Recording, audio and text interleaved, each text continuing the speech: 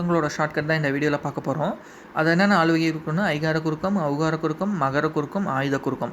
ஐகார குறுக்கம்ங்கிற என்னன்னா 1 1 1 இதுதான் ஷார்ட்கட். ஐ எழுத்து தனியாக வந்துச்சுன்னா 2 மாத்திரை அளவுகள் தான் வரும். அதே சொல்லுக்கு முதல்ல வையம்னு வரப்போ 1 மாத்திரையாக தான் வரும்.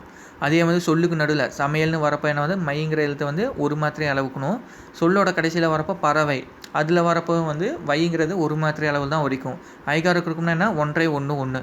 அதே வந்து ஔகார குறுக்கம்னா ஔங்கிற எழுத்து தனித்து வந்தால் 2 மாத்திரையில் தான் வரும். ஔகார குறுக்கம் சொல்லுக்கு முதல்ல மட்டும்தான் வரும், இடையிலையும் கடைசியிலையும் வராது.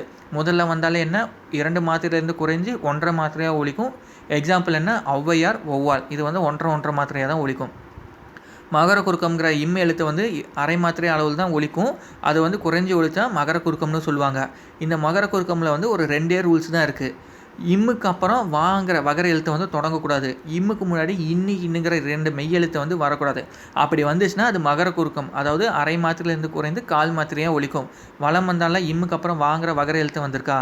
அதே மாதிரி போனும் வந்து போனும்னும், மருளுங்கிறது மருணும்னு சொல் சீரமைக்காக யூஸ் பண்ணுறோம். இப்போ போனும் அப்படிங்கிறது இம்முக்கு முன்னாடி இன்னும் வந்திருக்கு, மருணும்ல இம்முக்கு முன்னாடி இன்னும் வந்திருக்கு. அதனால அரை மாத்திரையிலேருந்து குறைந்து 1/4 மாத்திரையாக வந்து ஒலிக்குது. ஆயுத குறுக்கம்ங்கிறது எதுவும் இல்லை, சொல்லுக்கு இடையில் மட்டும்தான் வரும். ஆயுத எழுத்து அரை மாத்திரை, அந்த அரை மாத்திரையிலேருந்து நடுவில் வரனால குறைந்து 1/4 மாத்திரையாக ஒலிச்சுன்னா ஆயுத குறுக்கம்னு சொல்லியிருக்காங்க. இப்போ பார்த்தீங்கன்னா முள் பிரஸ்தீதுங்கிறது முக்ரீதுனும், கல்